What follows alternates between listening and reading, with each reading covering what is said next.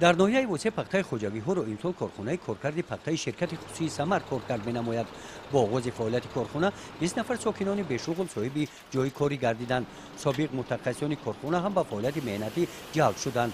корхонаи мазкур бо роҳбарии директори ширкат Муслиҳиддин Фазлиддинов дар дораи корҳои ободонӣ бахшида ба солҳои рушди саноат бо таъмиру бозсозӣ ба кор дароварда шуда, дар назар аст ки дар ин мавсим то 30 000 пахтаи хоҷагиҳоро коркард менамояд. дар корхона аз пахтаи хом се намуди маҳсулот нахи пахта, чигит ва линд истеҳсол карда мешавад. нахи пахтаи истеҳсоли корхона ҷавобгӯ ба меъёрҳои стандарти ҷаҳонӣ буда омода аст корхонаҳои ватаниро бо ин ашёи хом таъмин намояд. طبق دورنمای استحصالی شرکت خصوصی سمر در زمینه کارخانه پخته، کارخانه‌های رغبانکشی و نساجی منبت به کار درآورده می‌شوند. گزارش خواجه نظریف خدای نظر ظهورов از ناحیه واسه برای برنامه اطلاعاتی نوید